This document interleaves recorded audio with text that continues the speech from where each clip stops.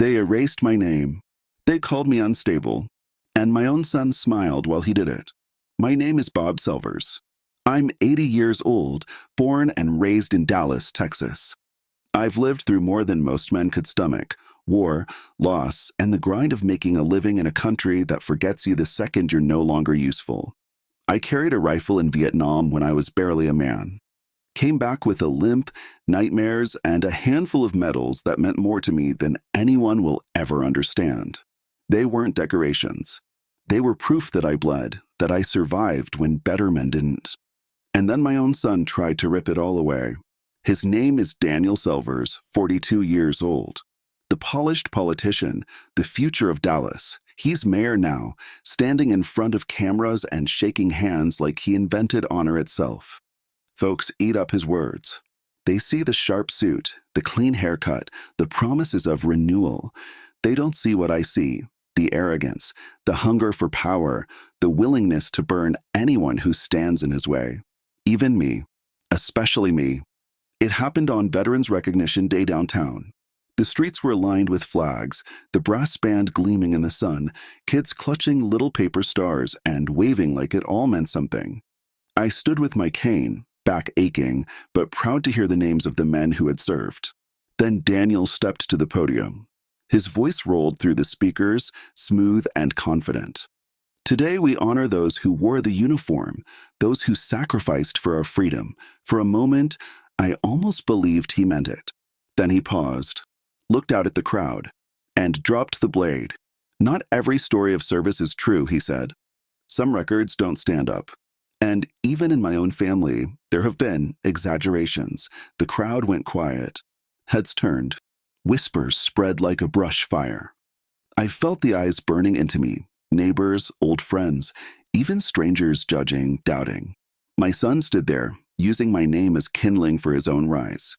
I didn't shout, didn't curse. I gripped the cane so hard it shook, then I walked away, leaving the brass band to drown out the silence in my chest. That night, I laid my medals out on the kitchen table. Bronze Star, Purple Heart, unit citations. Every scratch, every dent, every ribbon was real. Earned. Paid for in blood. Daniel thought he could erase me with one speech. But he forgot something. I was fighting battles before he was even born. And this time, the war was at my doorstep. I didn't sleep that night. The house was quiet, too quiet, except for the old clock ticking on the wall. Each tick felt like a reminder that time was slipping by, that I couldn't afford to waste another second. I sat at the kitchen table, medals still spread out in front of me, the lamplight catching on the scratched surfaces. My son thought he'd buried me with words. But words don't erase records.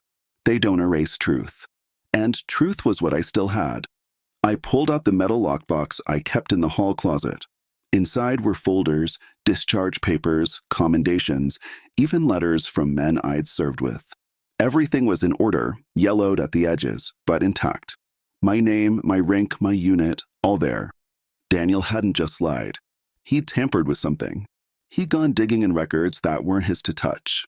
That meant he had help. I knew where to start. The next morning, I walked, slow, cane tapping against the pavement, into the Dallas Veterans Affairs office. The receptionist looked at me like I was another old man wasting their time. But I wasn't leaving until I got answers. "My name's Bob Selvers," I said, steady and cold. "I need to see my service file." All of it. It took 2 hours of waiting, a dozen questions, and more paperwork than I care to remember. Finally, a clerk came back with a manila folder. He set it on the desk like it was nothing. But I knew better. I opened it, and my stomach turned. Pages were missing. Entire commendations stripped. Notes scribbled in the margins, unverified. Discrepancy. Possible fabrication. Fabrication. I felt the heat crawl up my neck. These weren't mistakes. Someone had doctored this file, someone with access, someone who wanted me erased. And my son had used it as ammunition. I left the building with the folder tucked under my arm, the Dallas sun blinding in my eyes. Outside, I sat on the bench, my hands trembling as I went through the pages again. It wasn't just missing records. There were fresh stamps, recent edits. I could tell by the ink, the formatting. Somebody had done this recently. There was only one reason Daniel would risk this: to look cleaner to the public, to distance himself from an old man's shadow. He wanted his campaign to shine, and he thought dragging me down was the way to do it. But he made a mistake. He underestimated just how much fight I had left. That evening, I picked up the phone. Not to call Daniel, not to beg. I called an old name I hadn't spoken in 20 years. Colonel Frank Haynes, the man who'd signed half of my commendations himself, the man who never forgot a face or a lie. Bob, his voice croaked through the receiver. "Damn, I thought you were dead." "Not yet, Frank," I said. "But my son's trying to bury me alive. And I think it's time we dug up some records together." There was silence, then a low chuckle.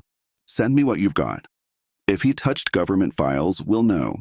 And if he lied about you, we'll hang him with his own rope." For the first time that day, I smiled. Daniel wanted to rewrite history. I was going to make sure the whole city read the truth, word for word. By Monday morning, the anger had burned down into something sharper. Cold. Controlled. Anger makes mistakes. But patience cuts deeper. I spread the papers out across my kitchen table like a general studying a battlefield. My medals, my original discharge papers, letters from men long gone. And beside them, the mangled file the VA had handed me. Pages missing, commendations crossed out, notes written like I was a fraud. Daniel thought he was clever. But forged paper doesn't erase memories. And I still had people who remembered. Colonel Haynes called me back first thing. His voice carried that gravelly authority I remembered from 50 years ago. "Bob," I checked. "Your son had a staffer request amendments under the Freedom of Information Act. But here's the thing, the edits weren't legal. Someone tampered with digital records after the request. That's a federal crime, a crime." The word tasted good. Daniel wasn't just a liar now. He was vulnerable. I folded the phone shut, slid the documents back into the lockbox, and grabbed my jacket. If I was going to bring him down, I had to do it the way soldiers fight wars, not head-on, but with pressure. Cut off his supply lines. Undermine the ground under his feet. The first strike was small, almost invisible. I went down to the Dallas Tribune office, the same paper that had praised Daniel in every damn column since he took office. I asked for an old friend, Marcus Reed, a journalist I'd played poker with back in the 70s. He came down from the newsroom looking older, heavier, but his eyes still sharp. "Bob Silvers," he said, shaking my hand. "Haven't seen you since your retirement party. What brings you here?" "My son," I said flatly. "And a lie that's going to burn him if you print it." He raised an eyebrow. I slid the folder across the cafe table. My real records. My letters. And then the doctored VA file. Marcus flipped through, frowning deeper with each page. "If what you're saying is true, this is big. But I need verification." "You'll get it," I said. From Colonel Haynes himself, Marcus leaned back, studying me. "Your boy's riding high, Bob. He's got the city eating out of his hand. But you know once I run this, it won't just hit him. It'll hit you too. You ready for that?" I looked him dead in the eye. I was ready the day he stood on that stage and called me a liar. He didn't say more. He just nodded, slid the folder back, and told me to keep my phone on. That night, I stood by the window, watching the Dallas skyline glow in the distance. I thought of Martha, my late wife, and how proud she'd been of Daniel when he was young. How she used to say he had her smile, but my backbone. I wondered what she'd think now if she'd recognized the man he'd become. For a second, doubt crept in. Was I about to destroy my own blood? Could I live with being the reason his career went up in flames? Then I remembered the eyes in that crowd, the whispers, the shame he poured on my name. He'd already made his choice. Mine was simple. The next morning, Marcus called. "I've got my confirmation. This isn't just sloppy paperwork. It's fraud. We'll run the story by Friday." I hung up, came steady against the floorboards, heart steady in my chest. Daniel had fired the first shot in public. Now it was my turn. And my bullet was the truth. The Dallas Tribune hit the stands on Friday morning. I was up before dawn, coffee cooling on the table, waiting for the first copies to roll out. At 7 sharp, the headline was staring back at me in thick black print.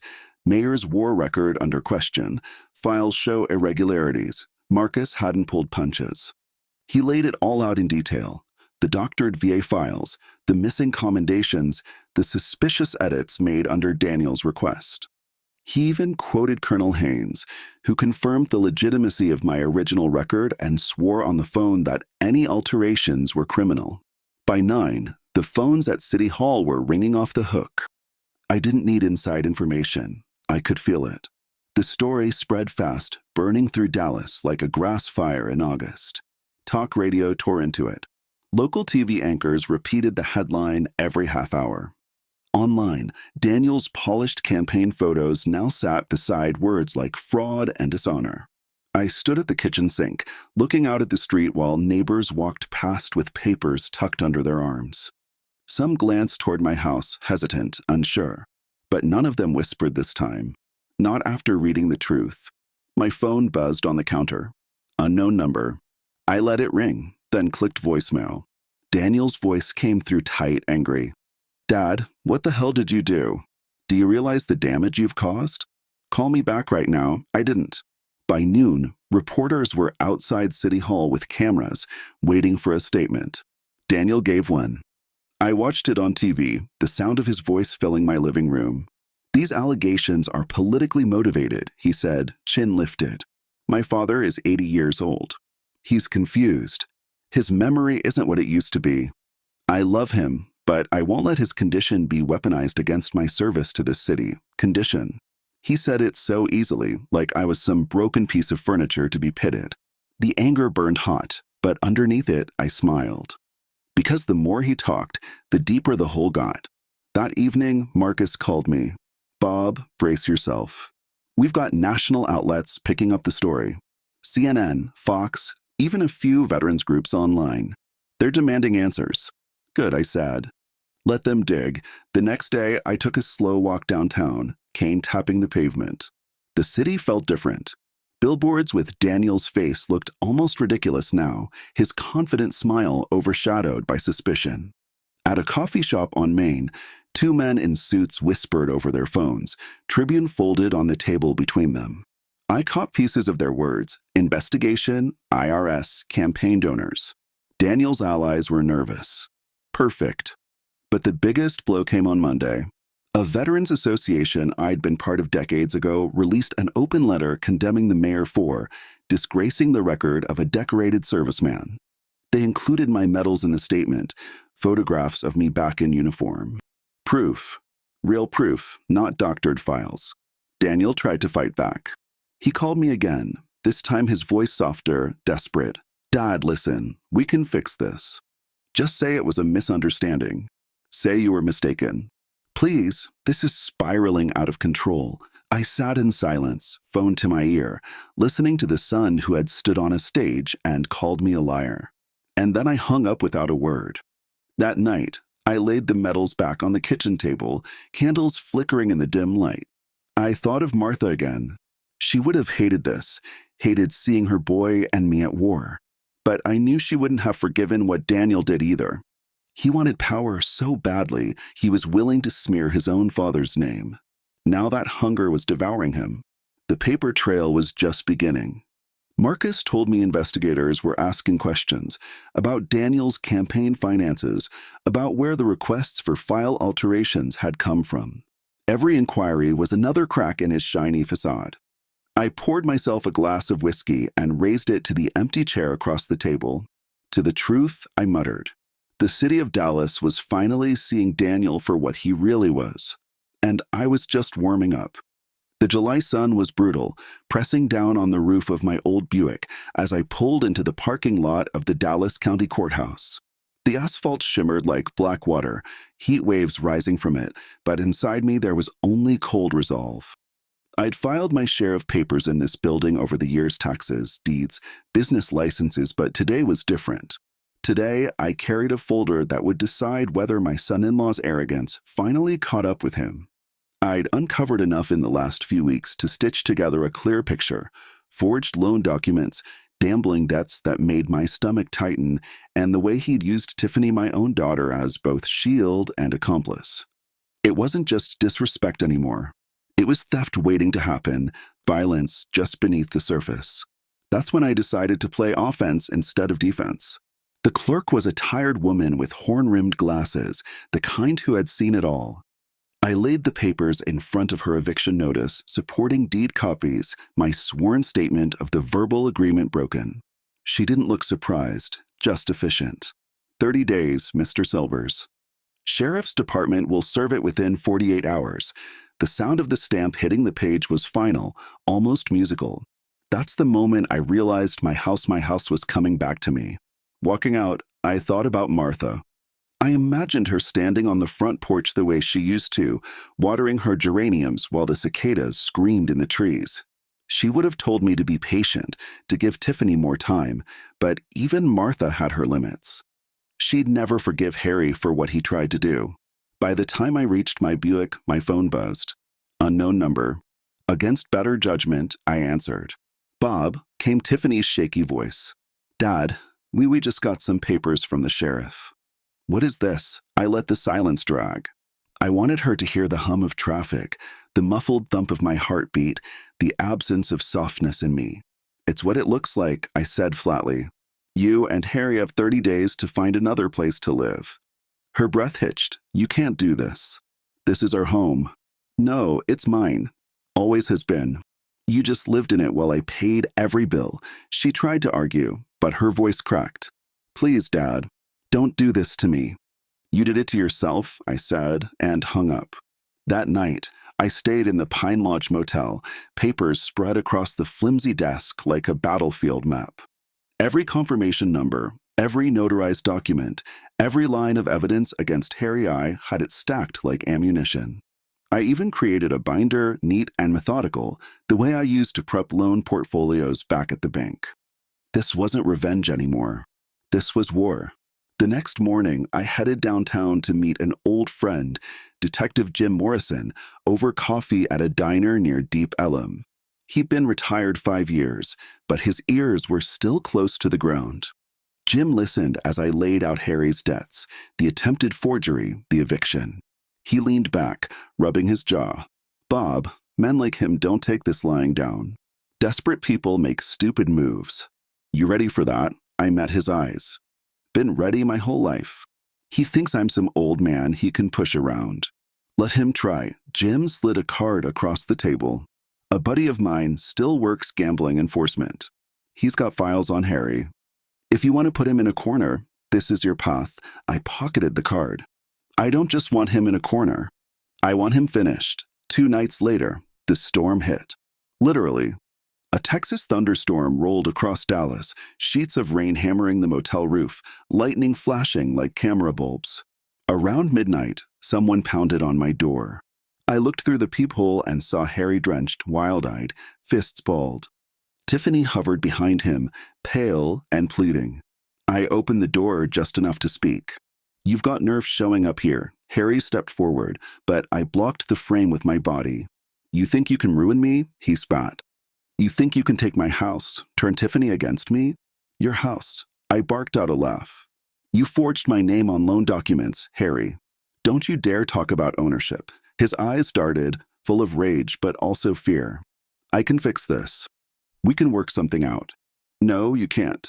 Not anymore." The storm thundered, wind howling against the thin motel door. Tiffany's eyes filled with tears. "Dad, please," she whispered. "He's made mistakes, but we can't survive without you." I looked at her, really looked. For a second, I saw the little girl with pigtails who used to chase fireflies in our backyard. But then I remembered her words, "Serve my husband or get out."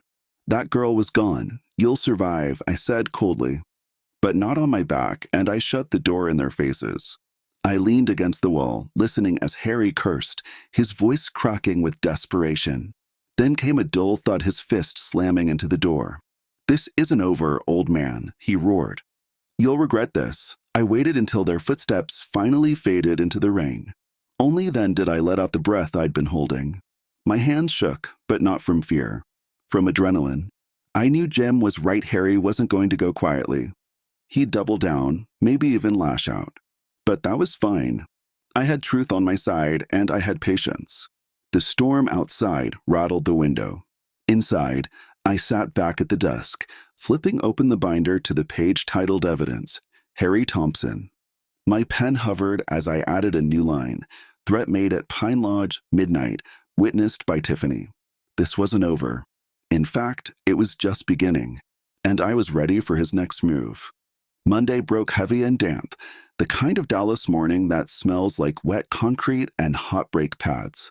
I ironed a clean shirt anyway. Courtrooms prefer starch and order. My lockbox went into my canvas bag, Dr. Shaw's capacity letter, Colonel Haynes's notarized affidavit, the Tribune article, the Praetorian invoices, and the thumb drive labeled in my own slow hand, mayor_Sion_call_17.mp3. Alicia Ruiz met me outside the probate courtroom with 2 coffees and eyes that missed nothing. You ready, Mr. Silvers? I've been ready since the square, I said. Inside, the fluorescent lights hummed.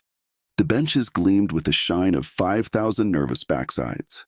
Daniel sat at counsel table in a navy suit and a ribboned lapel pin he hadn't earned. His attorney murmured into his ear.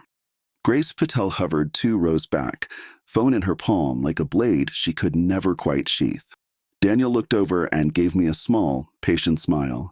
The kind sons give fathers who have begun misplacing their keys. The judge came in, robe hanging, voice flat. In the matter of Silver's emergency guardianship petition, Daniel's lawyer stood. Your Honor, the respondent is 80 years old. He has demonstrated confusion, impulsivity, and susceptibility to manipulation by media. We ask for temporary guardianship to protect his safety and assets. No mention that the media had exposed a fraud. Alicia rose without looking at Daniel. Your Honor, this petition is a sword, not a shield. My client passed a cognitive scream last night. He lives independently. He is also a material witness to misconduct connected to the petitioner's office. This filing is retaliation. The judge steepled his fingers. Proof. Alicia slid the capacity letter across.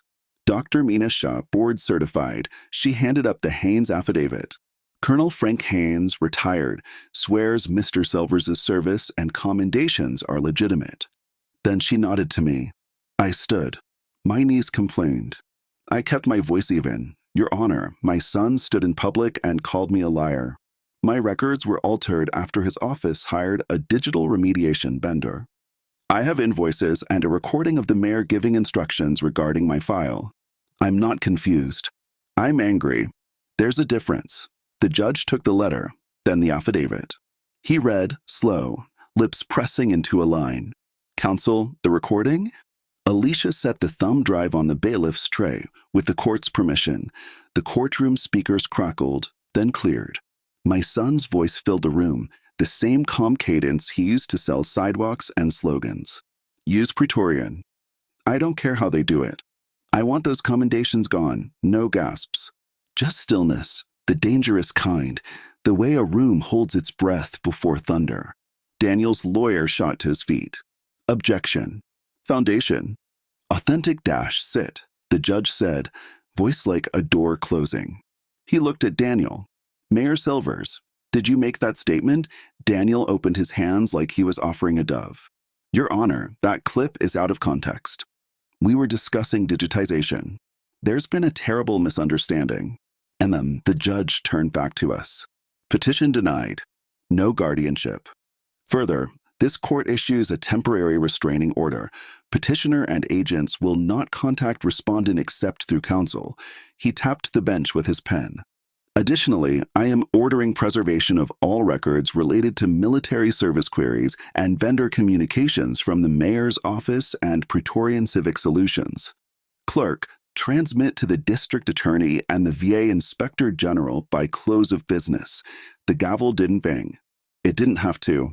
The words landed heavier than wood. Outside, the hallway smelled of copier toner and hot dust. Cameras popped. Reporters leaned in with mics like spears. I kept my body between Alicia and the crowd. Marcus Reed cut through with a notebook and that poker night grin he saved for bad men with good hair. Bob, on the record? One sentence, I said. The truth doesn't need managing, he scribbled. A producer shouted a question about the audio. Grace tried to herd Daniel past microphones with the smile of someone tidying a kitchen after a fire. Daniel didn't look at me. He looked through me like I was a smudge on the glass of his day. We rode the elevator alone. Alicia exhaled at last. That order buys time, not peace. Peace is for later, I said. By noon, the heat had settled like a damp quilt over Main Street. We walked the block to the recorder's office, where a clerk with blue nail polish watched Alicia fill out an affidavit of impersonation and a lease pendant so fast her pen smoked. If anyone tries to file deeds touching your property, Alicia said, the system pings me and the duh. No more surprises. We ate late at a diner that smelled like coffee and fryer oil. The laminated menu stuck to my forearms. I kept my back to the wall. Old habits from old wars. Alicia put her phone face down. Next moves. IG has the audio now, I said.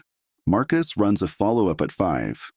We serve Praetorian with a preservation letter before a single keystroke gets cleaned, and we ask a judge for a narrow injunction to keep the mayor's office away from any federal archive until this is resolved. She nodded. All drafted on the walk back. When we stepped onto the sidewalk, heat hit like a hairdryer. A black SUV idled across the street. The driver's window was down just enough to show a hand on the wheel.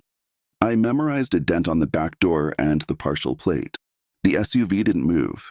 It didn't have to. Message received. I drove home the long way, side streets and sharp turns, watching mirrors until I was certain I was alone.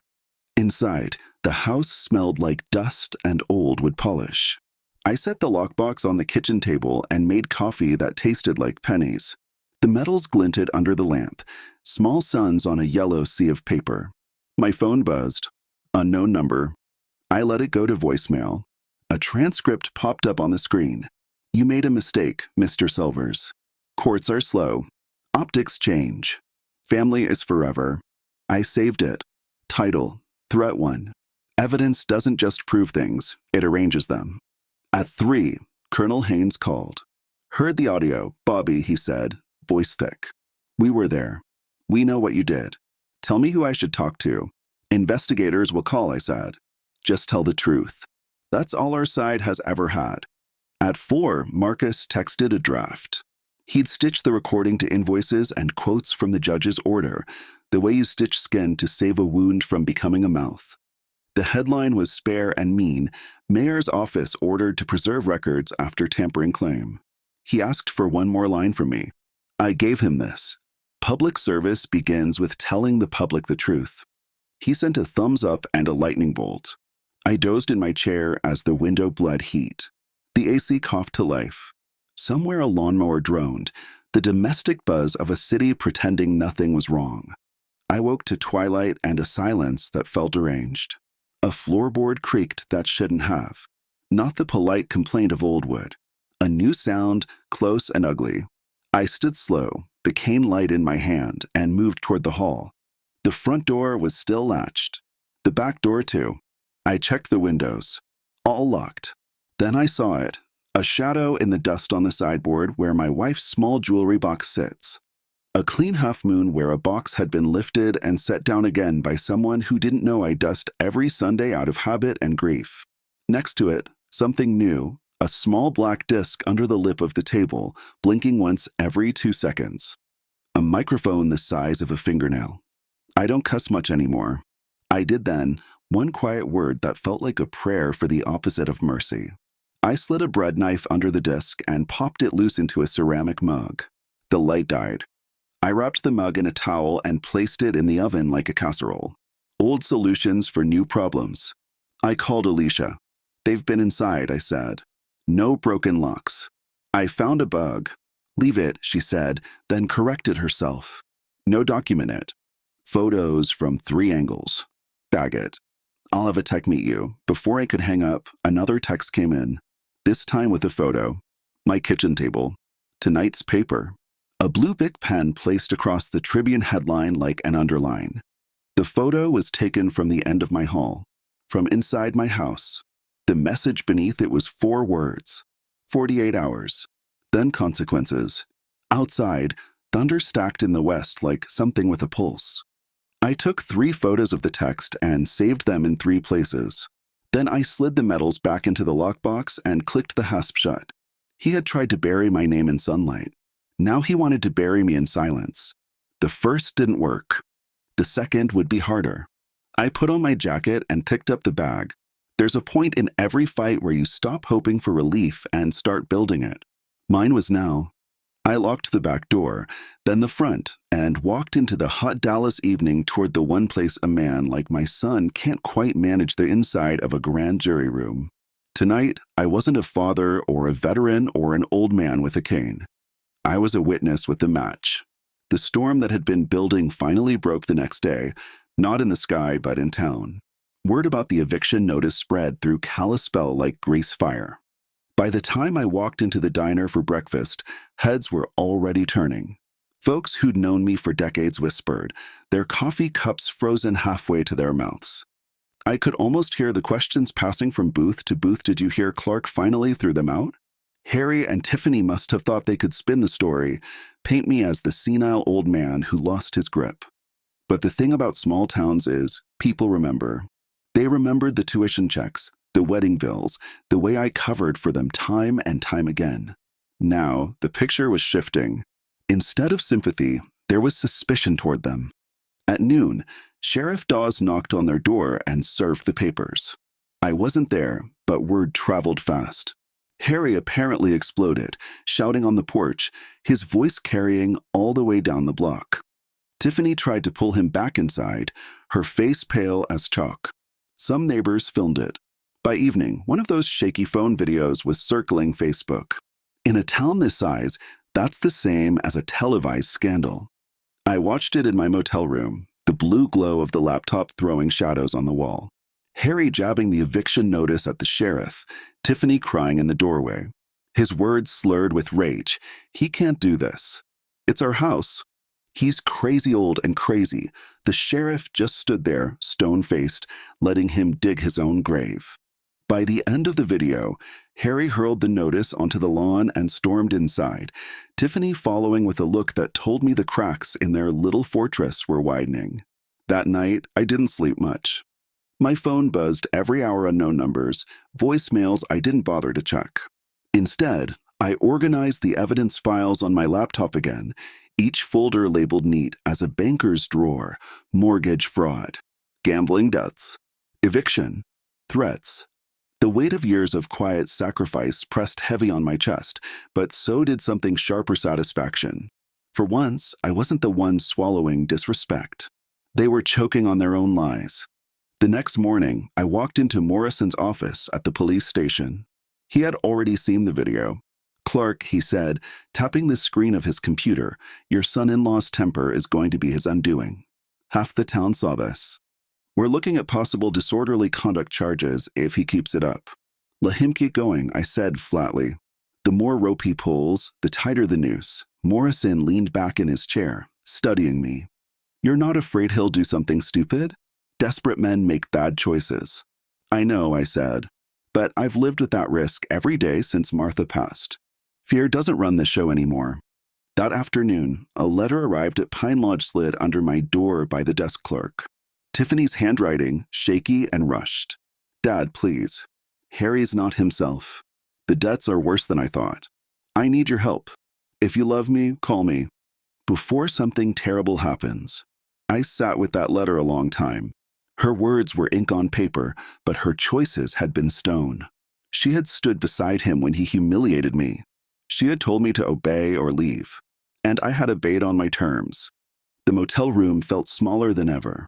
The air stale, the hum of the fridge loud in the silence. I folded the letter once, slid it into the evidence folder, and locked the drawer. My hand shook slightly, not with weakness, but with certainty. They wanted me gone. They wanted me silent. Instead, I had turned every weapon they thought they held against them. And now, with the town watching, with creditors circling, and with the law taking notice, their world was collapsing. Still, one thing gnawed at me. Desperation makes people reckless. Harry wouldn't go quietly. He'd make a move, and when he did, I had to be ready. I poured myself a coffee, sat by the motel window, and stared out at the empty parking lot glowing under the single buzzing light. My reflection stared back at me, hard and lined but unbroken. This wasn't the end. This was the tightening of the coil before the final strike. And when the moment came, I'd be there, steady as stone. The grand jury room was colder than a meat locker and smelled faintly of dry paper and coffee gone bitter. A court reporter's keys ticked like rain on a metal roof. I laid my lockbox on the table, flipped the latches, and slid out the pieces one by one. Dr.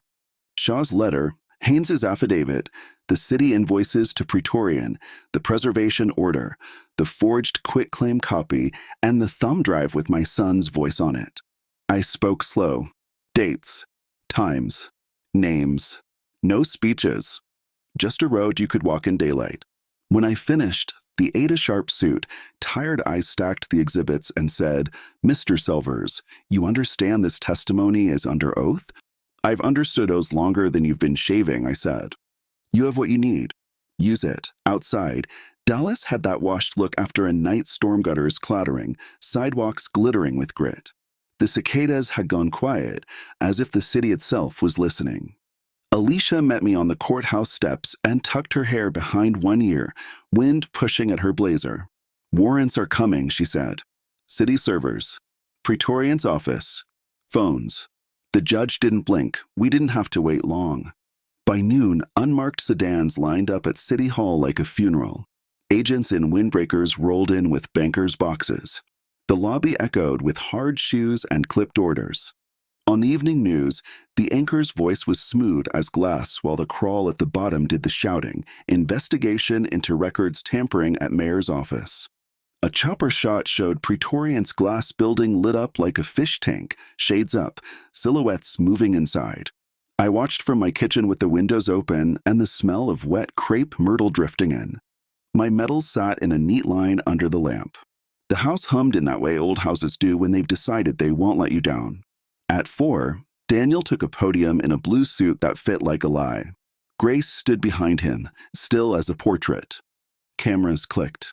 He did the voice, the one that sold sidewalks and bond issues. "Today's actions are part of routine cooperation," he said. "My father is a proud veteran, but he is being used by political actors. We will clear this up." A reporter cut in. "Mr. Mayor, did you instruct a vendor to remove commendations from your father's military record?" He smiled. "Absolutely not." Then the audio rolled. Marcus had cut only 8 seconds, but it was enough to sink a ship. Used Praetorian. "I don't care how they do it. I want those commendations gone." The room swallowed itself. You could hear a cable rub against a tripod. He didn't smile after that. That evening, Colonel Haynes and 2 men from our old unit met me at VFW Post 317. The flags at the back wall hung heavy in the AC, colors deep and soft under the fluorescent hum. Somebody had brewed coffee that tasted like burnt toast and home. We signed copies of the affidavit for any office that might need them. Alvarez patted my shoulder with his 3-fingered hand. "You did right, Bobby," he said. "You held the line." On the drive home, a black SUV eased in behind me 2 turns from my street. It didn't tailgate. It didn't pass. It floated, a shadow with headlights. At the last light before my block, I took a right I never take, then another, then a quick left through a church lot. The SUV kept on, steady as a rumor. Message sent. Message received. I parked under the live oak and sat a minute with the engine ticking as it cooled, the night pressing warm against the windows.